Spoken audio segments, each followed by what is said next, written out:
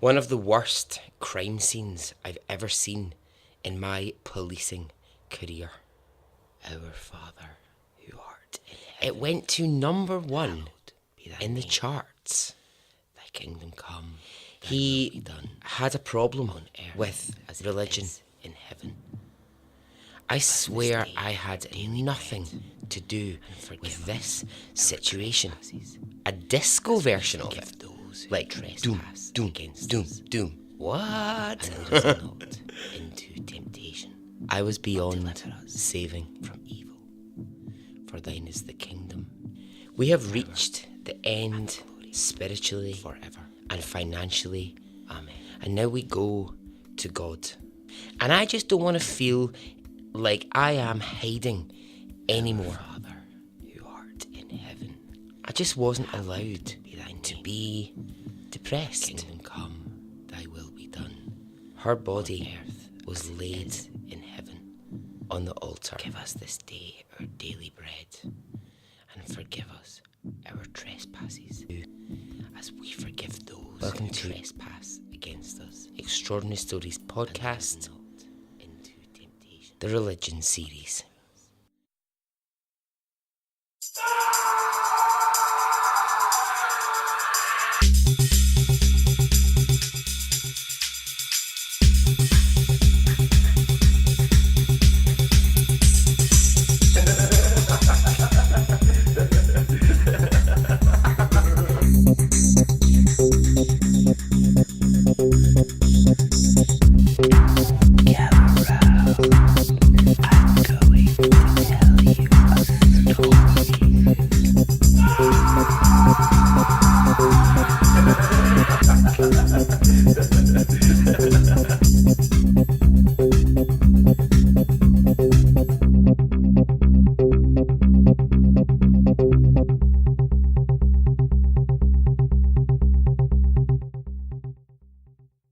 Hey, how are you? Are you well? Are you good? I am. So this is episode 3 of the religion series, and I hope that you are enjoying it so far. Right, so up until now, we've had a man who attacked and murdered members of the church with a motive that we don't know about. And we've got a nun who suffered a tragic life. And so we're turning our attention to story 3. The story of the rabbi gone wrong. Are you ready? Okay, let's go.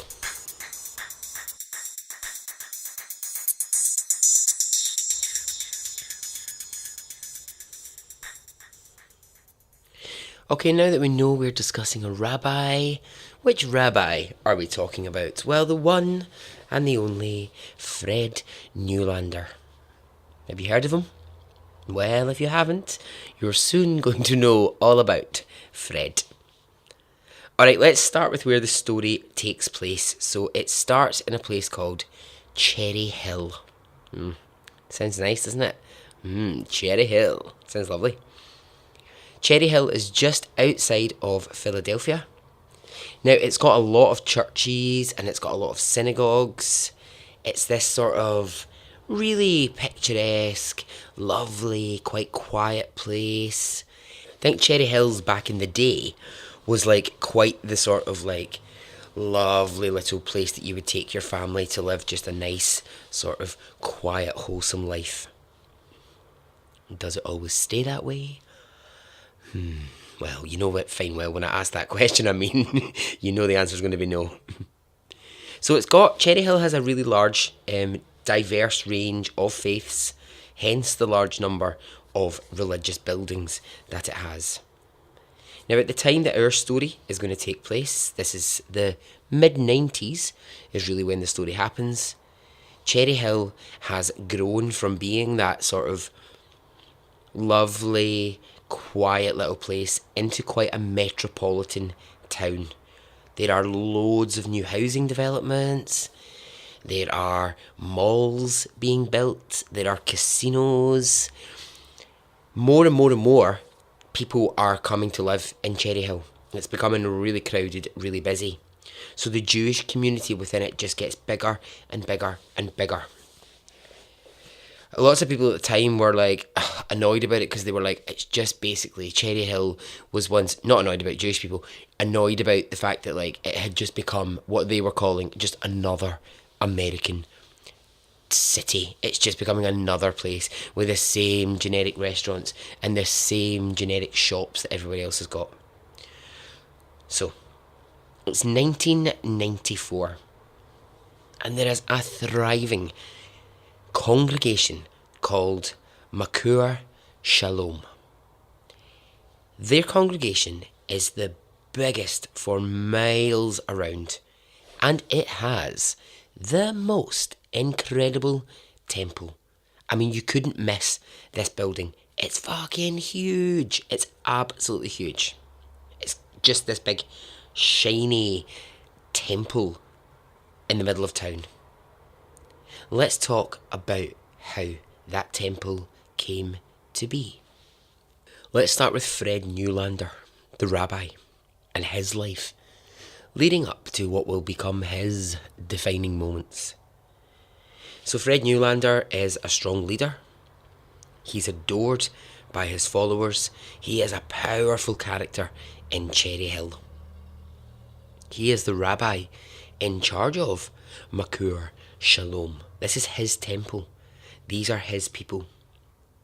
Now, people of Cherry Hill, they came and they spoke to Fred on matters of everything, you know, relationships and life advice, and they came to him in times of crisis, and they came to him when a loved one had died, and they came when they were, you know, making big decisions in their life. And Fred was always there. He was always on hand to offer his words of wisdom. 2 words that I kept seeing whenever I looked up Fred Newlander were these: poised and charismatic. Fred was born in 1941. So his family were immigrants and they were poor. And when they moved to Manhattan in the late 1950s, his dad ran a laundry business, and the family, they lived upstairs in a tiny wee bedroom, 1-bedroom apartment type place. So, you know, there wasn't a lot of money in Fred's family. Now, his family, they came from a long line of rabbis, or rabbits, according to my notes. They came from a long line of rabbits. Fuck's sake, I need to write less quickly when I'm scribbling down notes. I've actually written down, came from a long line of rabbits. No, they didn't. That's not true. So they were a poor family, you know, they had the laundry and whatever, and that's how Fred grew up. But his family, they always visited the synagogue regularly, in fact, and religion played a huge part in his life. They were part of a large community of Jewish church goers. So Fred grows up a bit, he goes to college, and it's in Philadelphia at college that he meets Carol. He meets her and he starts dating her in the first year of studying. And they continue to date. Now, a lot of, you know, it's not a lot of those like college students will date each other for brief times, one night at a time sometimes, and move on. But Fred and Carol, they didn't. They fell for each other, and they continued their relationship all the way through college. Carol was from the very opposite end of the spectrum financially. She grew up in Manhattan in a wealthy home with lots of cars and many staff working for the family. But anyway, their financial backgrounds aside, they fell in love. They fell in love and decided that they wanted to be together forever. It's like high school sweethearts or something, isn't it? Or college sweethearts in this case, who stay together. Couples meant to be. Like Romeo and Juliet and... who else? Why can I not think? Ross and Rachel. I'm really struggling to think. That's actually shocking. Why can I not think of couples who... Elton John? David Furnish? Nah. Nah, I don't believe that for a second. God. I know, I've got it. Do you know who I always think, right? This is who I always think are star-crossed lovers and were meant to be together. The Obamas. Barack and Lady Michelle. You just see them, don't you? And you just think they look like they're just as much in love with each other as they were the day they met. Anyway, that was a sidestep. So, as this story develops, I want you to remember that this was where Fred and Carol were at one point in their lives. So they get married, move to Cherry Hills, and Carol has her 3 kids fairly close together. So the pregnancies are, just sort of one after the other. The kids are all of a sort of similar age. Now, when they're in Cherry Hill, Fred is working as an assistant rabbi. Fred's an ambitious kind of guy. Fred doesn't want to be no one's assistant. He's looking for bigger, he's looking for better. And it's not too long before he starts to think, I need to find a way to make myself head rabbi. None of this assistant pish for me anymore. I want the main gig. I want to be the headline act. And it's a slow process. I mean, Fred's 33, at the point where they've, got married, had kids, and he's still an assistant rabbi, and he starts thinking, nah, this isn't working for me anymore. I don't want to be assistant. So it's 1974 at this point. And Fred, he begins his own congregation. He thinks, you know what, that's what I'm going to do. I'm not going to just be someone's assistant. Instead, I'm just going to break out on my own, and I'm just going to start my own congregation. So, how the hell do you go about doing that then? How the hell does one just decide, I'm going to start my own congregation? Because, of course, the people who live in that area, in the surrounding areas, who go to the churches and the synagogues, they've been going to them for years. You know what I mean? It's not like, churches and synagogues, they're not like hairdressers or barbers. You don't just next week be like, nah, I just don't really fancy that place anymore. I'm going to try somewhere new. You know what I mean? You tend to build a relationship and stay there. So how did Fred actually manage to start his own congregation? Well, he did this. He got together various couples that him and Carol knew in the area, and he said, look, I really want to start my own congregation. And I have a vision. I can look ahead to the future, and I can see that we could be the strongest congregation in this whole area. And he convinces them. So they were just meeting in people's living rooms.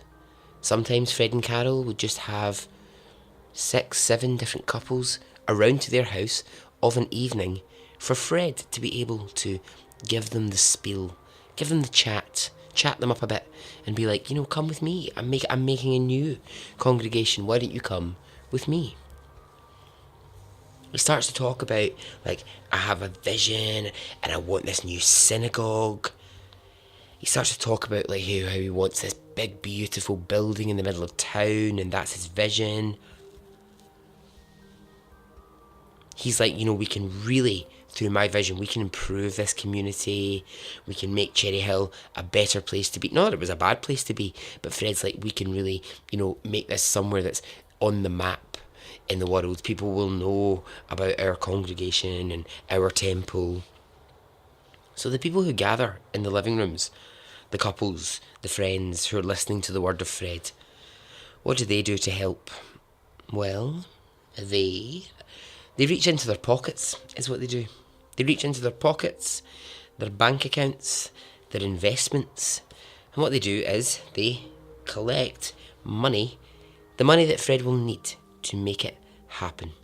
So sure are they, so sure that this man was going to be their wonderful religious leader. It's sounding culty at the moment. I'm aware of that. I'm aware that the way I'm saying it's making it sound like it's a cult.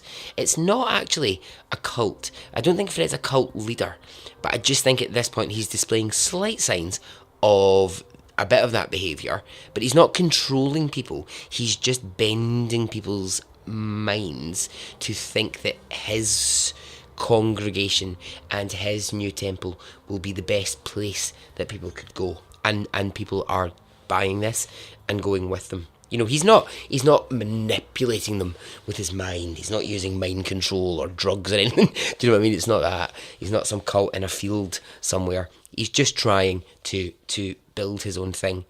I mean, essentially, I suppose the parallel you could draw with cult leaders is it's all ego-driven. It's all ego-based because Fred believes he's the best. Fred believes he's in the best position to do this job and be this person. So I suppose you could maybe draw that slight parallel. So as the congregation grows, and it really, really does, new families are coming all the time and it's growing like crazy. They have to start using things like hotels and hiring massive conference suites around town for Fred's new adventure. It only takes 2 years, but Fred and Carol, they're able to move from their modest house in Cherry Hills to a very swanky, big, posh house. Because money is coming in thick and fast for Fred. He'd developed incredible status by this point, and like really incredible status. People who were at first not sure of him, they were starting to leave the synagogues that they had been going to for so long, for years. Like maybe their grandmother went to it and their father went to it, etc. But they were up and leaving the one that they'd been in for years, and they were coming along to join Makum Shalom. So remember I said Fred was charismatic? He could charm people's way of thinking. He could charm the stars from the skies, or whatever. I was trying to think birds from the bees. No, it's not birds from the bees. Charm the stars from the trees. Or whatever. Right, that's it. That's the best I can do. You know what I'm trying to say. He was charming. That's the end result of that statement. He was charming. To be fair, he didn't really have to do much. People were just coming. Makor Shalom was becoming a really big deal, so they were coming. What he does with some of the money is he buys an old rundown building in an industrial estate, and this is the temporary church until Fred can get what he wants, his own synagogue. So what of Carol, Fred's lovely wife? Well, I don't want you to go thinking here, right, that Carol was just, being some subservient wife by Fred's side. Oh, no. Carol was smart. She had her own things going on. So she noticed around Cherry Hills that there wasn't much going on in the way of kosher baking. And she wanted to change that. So in her own home, in her kitchen, she started to bake. She was making like kosher versions of food to start with. And really, the cakes were exceptionally popular. And within a couple of years, Carol has taken her business, I think this is brilliant, she's taken her business from the kitchen on her own to 3 shops in Cherry Hills, and she's got 30 employees. Carol was running a small empire while Fred built up the congregation. So now Fred is smashing it with the congregation. Really, it's the largest for miles around. And at the same time, Carol's business is a raging success. And Fred has finally raised the money that he wants to build the largest temple in the whole of Lower Philadelphia.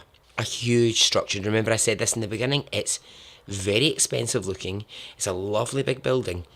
And its size, well, it serves Fred well because he can continue to attract more and more followers because it's so big. So they're both now in their 50s and life is hectic and it's busy and very demanding for the couple. I mean, as it would be, because they're They are literally the picture of success at the moment. I mean, if that's how you picture success, I don't know. People will picture it in lots of different ways. But Fred and Carol, they really did kind of have it all at this point. Let's introduce another character that we need to know about. His name is Len Jenoff, or Lenny, as I like to call him. Who was Lenny? Well, he was a Cherry Hills resident who pretty much everyone knew. Well, they knew him around the local bars. Lenny liked to drink. He was in his 50s, and he was just one of those characters that people knew.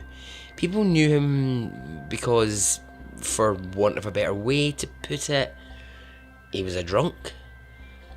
He was a bit of a waster.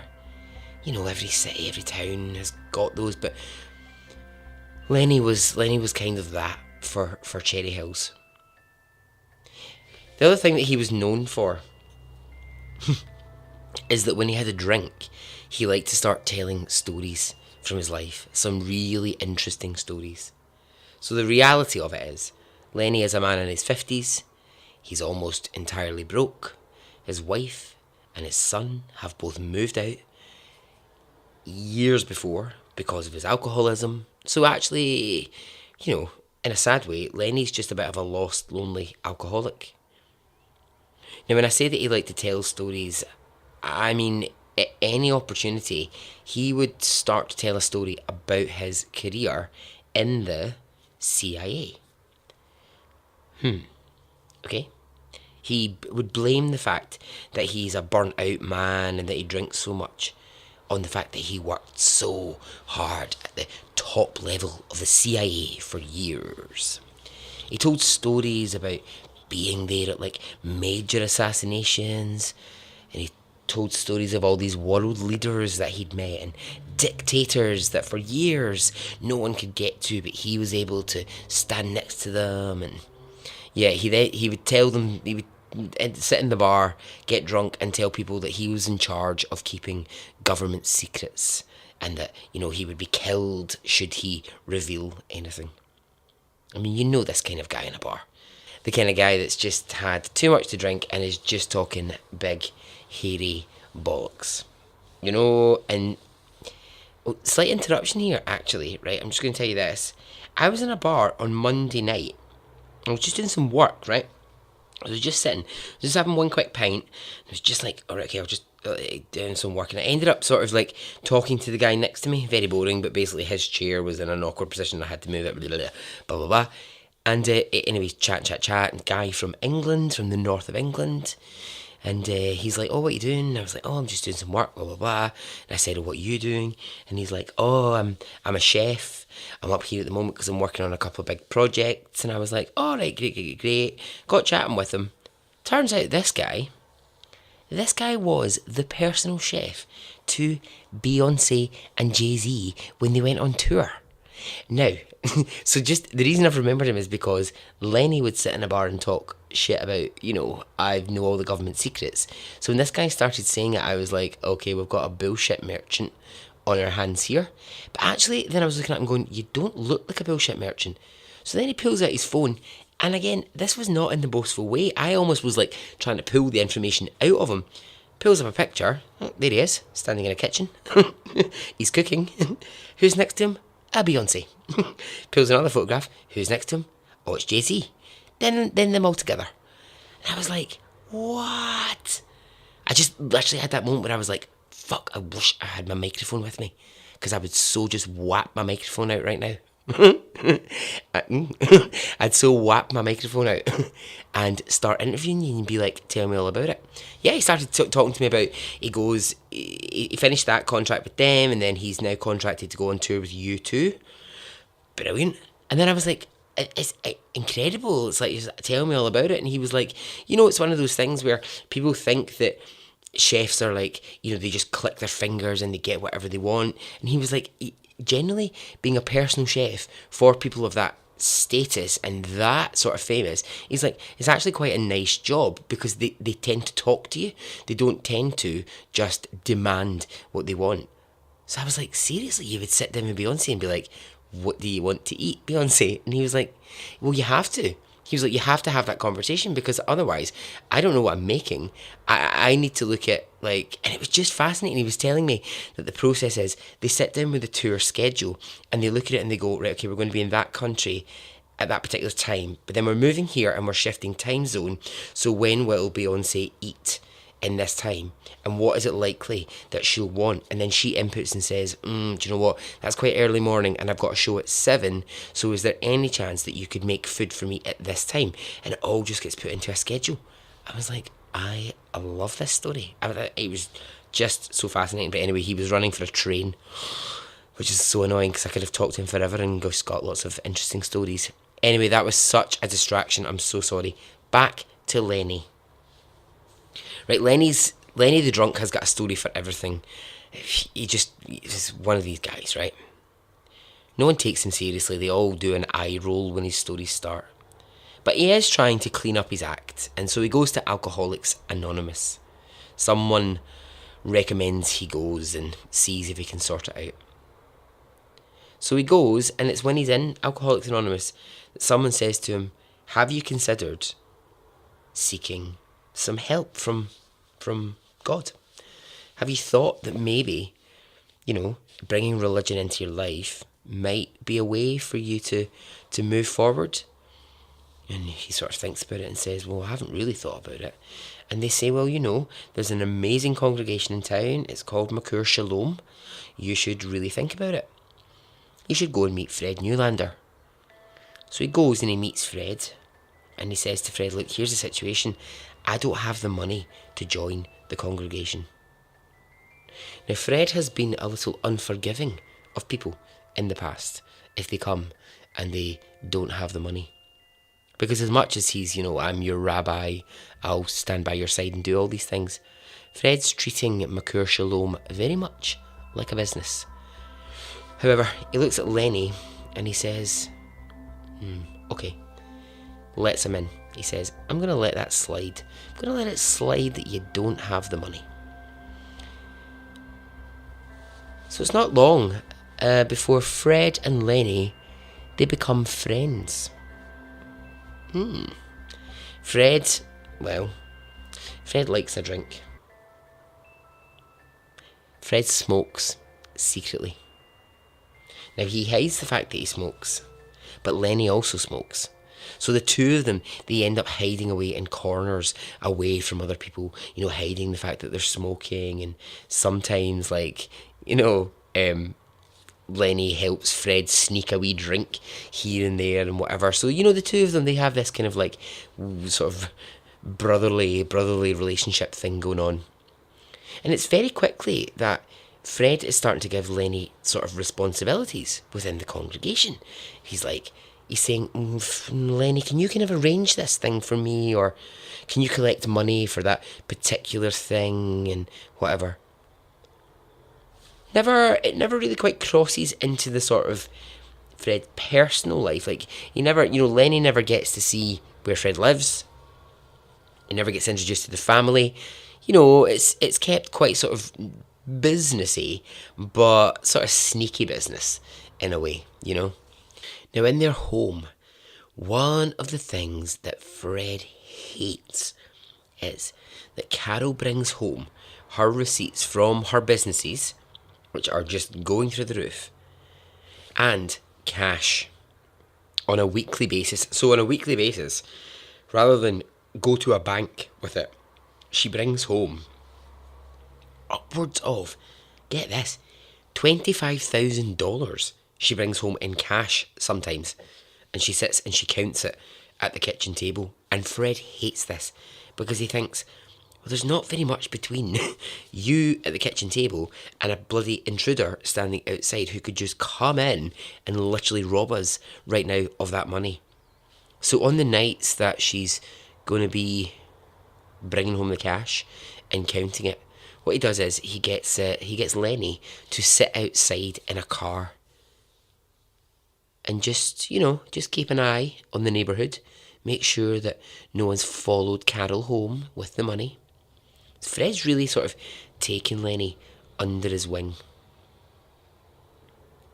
So it's a regular Tuesday evening in Cherry Hills in 1994, and this is the picture.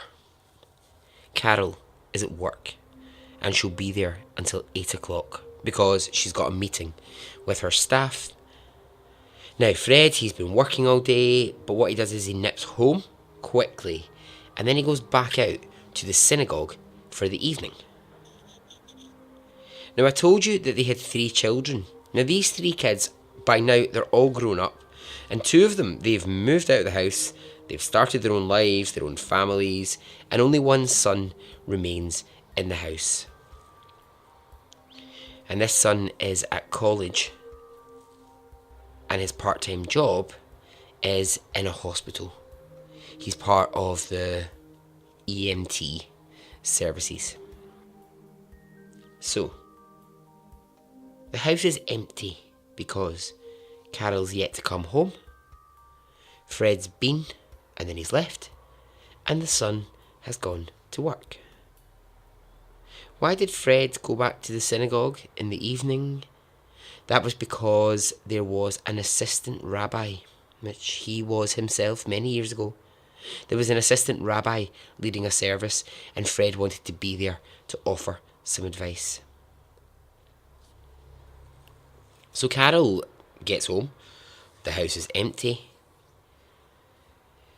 and she's not got her cash with her that evening, actually. That's one of the evenings that she doesn't have her cash, but she's home alone, and she thinks, I might just phone my daughter. So her daughter lives in Philadelphia, and she thinks, I'll just give her a call. So this is about 8:30 at night, and she's on the phone to her daughter. They're chatting about how the week's been, who's been up to what's happening, blah, blah, blah. And the doorbell rings in Carol's home. She remembers that Fred had vaguely mentioned that someone might be dropping something off, but she couldn't quite remember. So she says to her daughter, look, I'm just going to go to the door and answer it, because I think your dad said someone was dropping a package off or something, so I'll just go and check. Carol looks. She sees who's outside, and she runs back to the phone and she says to her daughter, yeah, that's what it is. Someone is here to just drop off a package. It's the bathroom man. And her daughter says, huh? The what? Oh, Carol says, sorry, that's her nickname for him. I've nicknamed him the bathroom man. Now, that's a weird nickname. I've got some weird nicknames, but the bathroom man is not one of them. I hope. Why is he called the bathroom man? Well, this same guy had been around the week before to drop something off for Fred, and he'd asked to use the bathroom. So that's how Carol remembered him. That's how she referred to him on the phone to her daughter. Oh, it's the bathroom man. So Carol, she hangs up the phone to her daughter, and she deals with the man dropping off the package, and by now it's about 9 o'clock. At 9:30, Fred leaves the synagogue. He heads home, and when he walks into the house, he finds the most gruesome sight.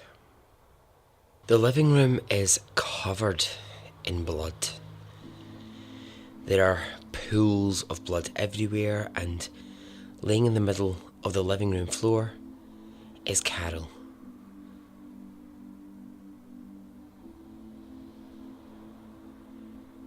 Her body is bloody, and she's not breathing. Fred runs to the phone and he calls 911, and he describes the scene. He tells them his wife is not breathing, and she's in the middle of this bloody scene. So pretty soon police and an ambulance are on its way. Now, do you remember I told you that their son, who lived with them, he worked part-time at the hospital. He is part of the team coming in an ambulance towards his own home where his mother lays on the living room floor. So Fred is asking, can you not send Matthew? Please do not send my son. I do not want him to see this. And so that happens. Matthew does arrive at the house, but he's not allowed into the house. Matthew finds his dad, Fred, sitting outside the house as police have arrived and emergency services are in the house. He asks his dad what happened and why is he not allowed in, and his dad can't tell him. So inside the house, paramedics are working on Carol, trying to find signs of life. But Carol is dead. There is no chance that she could have survived that attack. And so at this point, police begin to do a search of the property and they start to look around. First of all, they start looking for signs of a robbery, and there are none. They look for broken locks. Again, none. Well, who was the last person in the house with Carol? That's what they need to get to. Well, it was the bathroom man. Now, we know this. We know it was the bathroom man. But how do police know this? Well, remember I told you Carol was on the phone with her daughter, Jenny. Well, Jenny, she raced over to the house when she heard that her mother had been attacked. And when she gets there, she says to police, it's the bathroom man. He was ringing the doorbell while I was on the phone to her. And police think, okay, well, that's it. Case solved. We just need to find him. That's all that we need to do. We just need to find him, and quickly. Carol had, and this is bizarre, right? But it's good. She'd given her daughter a description of him on the phone. Quite easily. Oh, he looks a bit like this. He's a bit like this. He's tall. He's whatever. And that was only because the daughter, it's so strange, but in that phone call, when the doorbell rang, and Carol came back to the phone and said, it's the bathroom man, her daughter Jenny, who was, in miles away, she had a bad feeling. She had just something told her something wasn't right. Her inner animal was kicking in. Even though it was just on the phone, she wasn't there. But the minute her mum said, oh, it's the same guy from last week, she just got a bad vibe. And she said to him, well, what does he look like? It's weird. It's very weird, that, isn't it? That you just know something's not right. Even if you're a distance away, you just pick it up. Something's not right. So through the description, they find bathroom man. He is questioned, but he's let go. There isn't really concrete proof to be able to arrest him. Police have, at this point, no killer. But what they do have is they do have a feeling. They have a feeling that something's not right. They're starting to pick something up that's like, this just does not feel right to us. And where that starts for them is with Fred. They start thinking, the husband in this case is just a little bit too calm. He's a little bit too measured. One of the big signs for them, right, and this is a big fucking sign, when they arrived at the house, Fred went outside. He never once asked the paramedics if his wife was alive. Fucking weird. That is weird, isn't it? Paramedics are inside, working on his wife, trying to save her life, and Fred never comes back in to say, is she alive? I know this always gets talked about you can't, you can't just go, this is what grief looks like, this is what shock looks like, this is what whatever looks like. But police and other people will say there were very few signs of upset in Fred, and there were very few signs of shock. So, right, police will start to look at Fred and they go, right, well, where was he? Right, well, he was at the synagogue. Was he responsible for the murder? No, of course not. Absolutely not. He's surrounded by lots of his followers. His congregation could stand up and say, no, he was here helping an assistant rabbi. He was with us. But then doubt and suspicion, it begins to spread through Cherry Hill. And people begin to whisper, and they begin to point the finger at Fred. This, as of course will always happen, makes its way into the local press. And so when the press arrive, Fred's fiercest congregation members, they come out and they say, we 100% believe in the innocence of Fred Newlander. He had nothing to do with this. And we share in the grief of the family. So what exactly are police proposing? Well, that Fred had killed his wife? No. They were theorising that Fred had hired someone to kill Carol. Okay, why? That's got to be the question. Why? Why would the leader of this huge, successful synagogue have his wife killed? So now that the sort of rumour mill, the gossip mill, why is everything a mill, is kicking off, people do start to say, even some of Fred's biggest supporters will start to say, well, I'm not saying he's a killer, but, you can just imagine this, can't you? This is just like rich people in their homes with a big glass of Chardonnay or something in their hand going, I'm not saying he's a killer, but I have heard rumours that he might have been having an affair. So it was all this, it was all whispers behind doors, it was all people in corners going, well, actually, I saw him once with a young lady that definitely wasn't his wife. And, suddenly people start volunteering information. Oh, yes, I saw Fred once down the casino, and actually, he was with a redhead who was in her 20s. And I just never said anything when I'd seen it at the time. And then all of a sudden, this all starts to kind of come out. However, there are other people in Fred's congregation who will not hear it. They just will not hear this. Don't want to hear this information. Fuck off with this. They come out to the press and they say this. A man of God simply would not do this.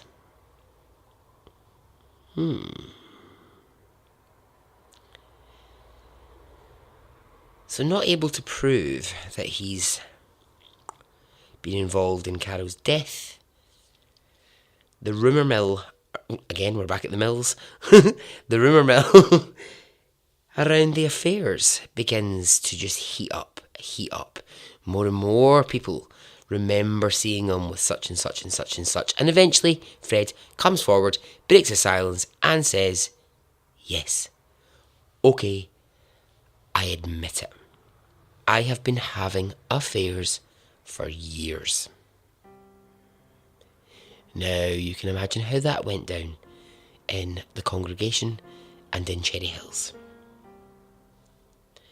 The rabbi offer, who once more is the fucking rabbit, according to my notes, the rabbi who had counselled people on their marriages, their lives, their biggest decisions, the things that really plagued them in life. Well, it had been discovered that he was shagging around. He had been, as my as my friend would say, dipping his wicket elsewhere. It's horrible, isn't it? Dipping your wicket. Ugh, horrible. A, it's horrible. B, it's a cricketing reference, and I'm not into the cricket. I don't know anything about it. It's not my sport. Give me rhythmical gymnastics, and I'm all over it. Cricket, not so much. So Fred, he resigns from the synagogue. His followers, they are shocked. I mean, they're really shocked. They're now left with no leader. I feel bad for these people. They gave up other places that they were. They also gave their money to this man that they believed in, and he has really let them down. So now that police know the affairs have been happening, they start to wonder, possibly could the person that he was having an affair with be responsible for Carol's death? So they start looking into his phone records and they find a woman called Elaine who keeps coming up again and again and again. And she's a radio host who lives in Philadelphia. Elaine's not responsible for the crime, but she is who Fred has been having an affair with for years. So she lives in Cherry Hills. And this, I find this creepy. Fred met her for the first time when he officiated her dead husband's funeral, and that is where their affair began. Creepy. Creepy. It's so manipulative and weird. It's like, I'm the man who's gonna bury your husband. I will help you through your grief and the dark times ahead. Now let's have sex. It's just, yeah, I don't like it. Ew, don't like it at all. Turns out Fred had been so helpful in the grief, in inverted commas sex, that Elaine and Fred were meeting on a regular basis, sometimes 3-4 times a week, in different hotels around town. And Elaine had reached a point where she said to Fred, okay, I don't want to just keep having an affair with you. It's either you divorce your wife or it's over. I go. So with that, circumstance in front of him, basically Fred would then have to go, oh, okay, I need to divorce my wife publicly. Everyone in the congregation needs to know I'm having an affair. What the fuck do I do? So really, within that whole situation, the problem actually becomes Carol, the wife. I mean, God forbid Carol should marry a man many years ago that she was in love with and try and be an independent woman and set up her own thing and support her husband. Now she's just fucking getting in the way. Carol is the problem. So the whole affair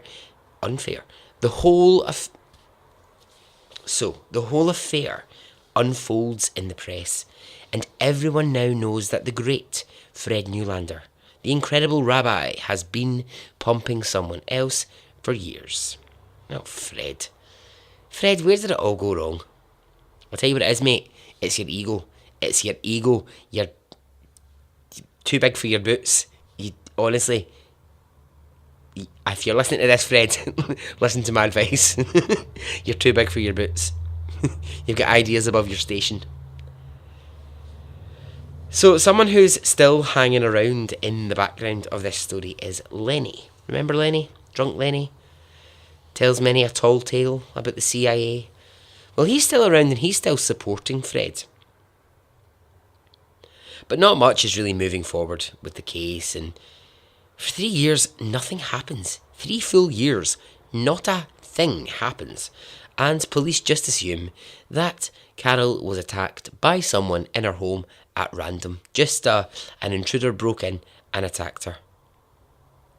But there's some people in the police force that are just not satisfied with that. They're just not satisfied with that as the outcome. So they decide to revisit the case. And this is a good few years after Carol's been killed. They start to revisit it. They go back to the bathroom man theory. Was it him? Was it not? They go back through the evidence that they had at the time. But obviously, and this is a good thing to do, with distance. So they're now looking at it not as it happened yesterday and we have to make an arrest. They're looking at it with distance now and a bit more objectivity. They're kind of looking at it going, okay, right, let's just retrace our steps.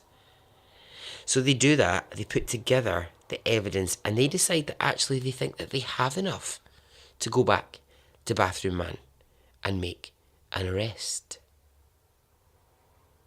Alright, who is Bathroom Man? Who is the stranger that dropped things off at their house? Well, it's someone we already know. It's Lenny. Lenny the drunk. Lenny the I've been in the CIA. So when police set him down, what story did Lenny have to tell? He said that Fred Newlander came to him and said this: there is an enemy of the synagogue amongst us, and she must be taken out. I will pay $30,000 in cash for her to be taken out. Lenny listens to this, and he says that he did not know this was the rabbi's wife. Not sure I'm buying that. Not sure I'm buying that. These two men were friends, you know what I mean? I'm not sure, but okay, Lenny, whatever. So once that comes out, Fred is arrested, and he's charged with arranging the murder of his wife, and a court date is set. So now Lenny also says in that same police interview that he wasn't alone in the act. He didn't arrive on his own, but in fact he pulled another guy in to help him and agreed to split the money. A man he'd met in Alcoholics Anonymous called Paul Daniels. Don't worry, UK listeners, it's not the Paul Daniels. Paul Daniels, if you don't know, was a British magician who was on TV, I think, for about 2,000 years, maybe, in the late 80s and 90s. He was, oh God, and I hate this term, he's like a national treasure in the UK because his magic was groundbreaking, and I think Paul Daniels was about 772 years old. But he had a very, very, very young wife. Young Debbie McGee was his wife. She was also his magician's assistant, just to, keep up that sort of, the man is the magician, the wife's the assistant, oh, for fuck's sake. But she was very, very pretty. She still is. Fuck, I need to get a grip. Why am I telling a story about fucking Paul Daniels? Right, Lenny. Lenny had said, look, I didn't work alone. I worked with a guy called Paul Daniels. He said he came into the house after I began the attack and he helped me do the job. So what the hell is actually going on? Fred says he doesn't. Fred says, I know nothing about any of this. These two men, if they're saying they did it, they just entered my house and did it. I have nothing to do with this. But police are like, yeah, whatever, Fred. You clearly paid them to do it. So it goes to court. The stage is set for the state versus Fred Newlander. Fred's charged with orchestrating a murder, but he won't plead guilty. He will say, yes, I had affairs. Yes, that's something I've said I've done, and I did, but I didn't kill my wife. In court, Elaine, the woman that he's been seeing for years, she stands up and she gives the story of their whole affair. Lenny stands up and he says, look, Fred paid me $30,000 to take out his wife. Fred gets on the stand, and this is his chance, right? This is Fred's moment where he can convince a jury that he is innocent, and he is beyond awful on the stand. This man, a man who can stand in front of a congregation and be charming and be all those things in that court setting, he absolutely can't cope. He just begins to fall apart. He just starts saying, I can't remember things and I don't know the details of anything. And he just isn't the Fred Newlander that people knew, where they were like, he's a born leader, he's going to lead us through things. He's not that in court. It's worth knowing here that actually two of Fred's children, the two who were involved, so the daughter on the phone and the son who was a paramedic, they testify for the defence. I mean, of course they do. It's their dad.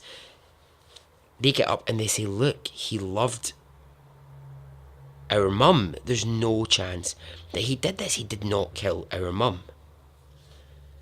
So the jury hear all of the testimony. They watch Fred struggle in court, and they rest to deliberate and reach a verdict. Something that I think was worth considering here, I'm just throwing it out there and I could be totally wrong, and shout me down if you think I am.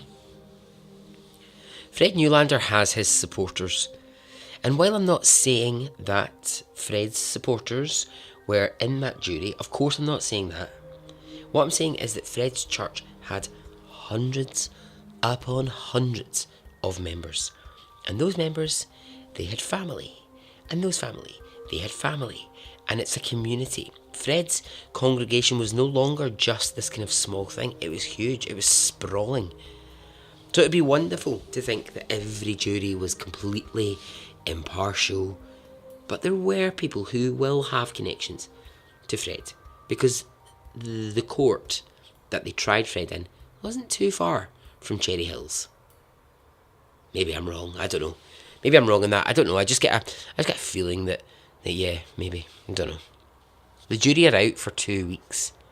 2 full weeks. Also remember, this is years after Carol's death.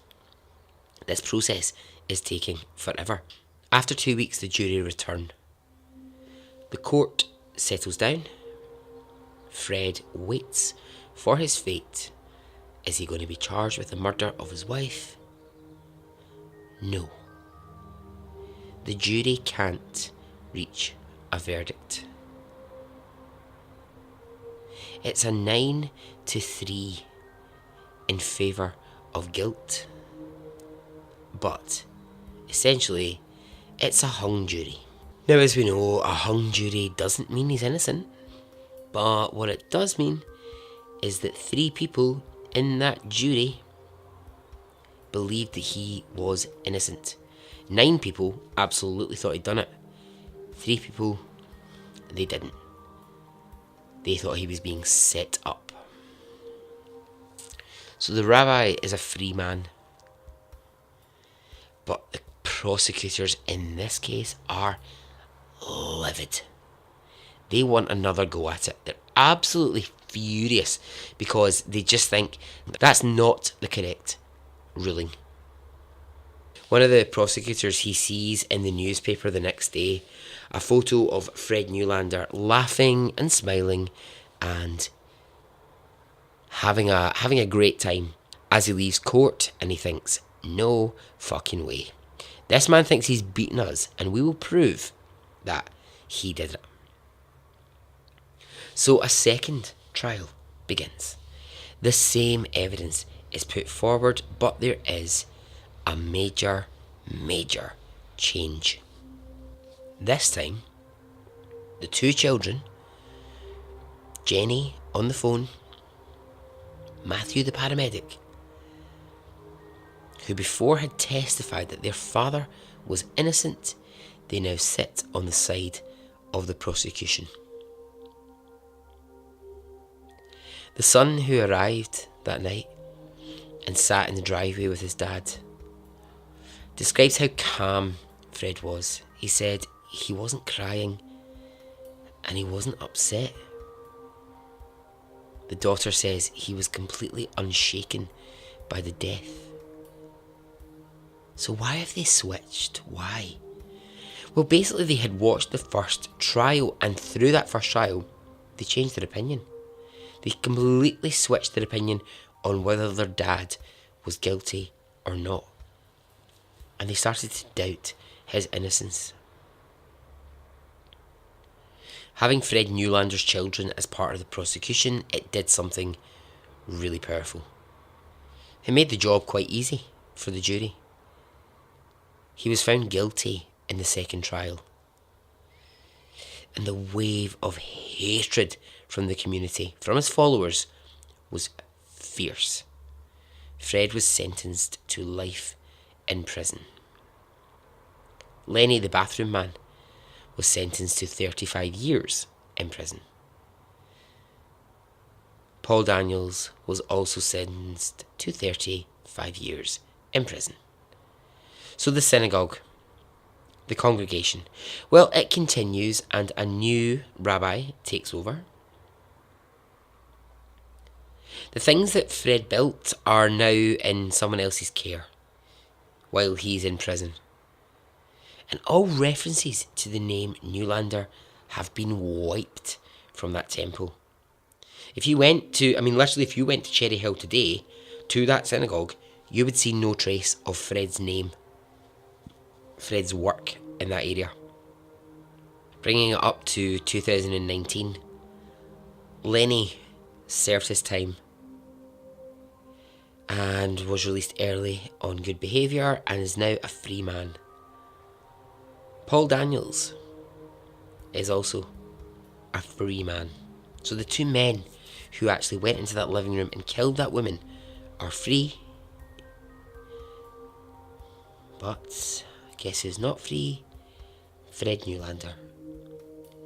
He appeals and he appeals and he appeals, and they are always knocked back. As it stands at the moment, it looks like Fred Newlander may well spend the rest of his life in prison. And so ends the story.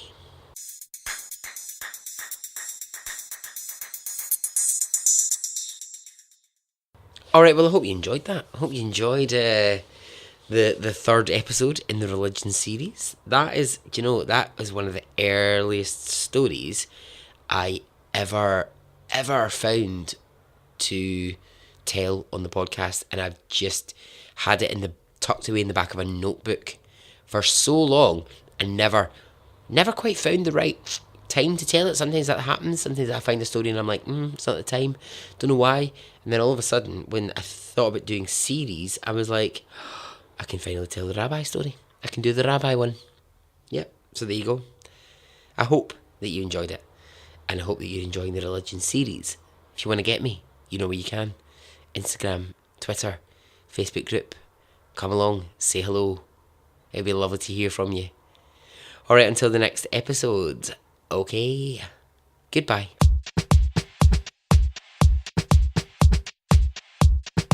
It didn't affect me really one way or the other.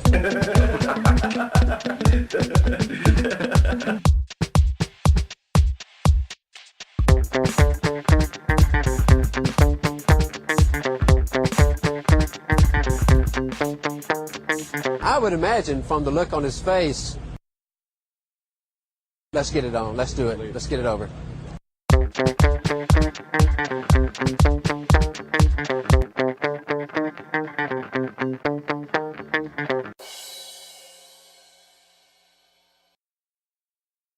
Let's get it on, let's do it, let's get it over.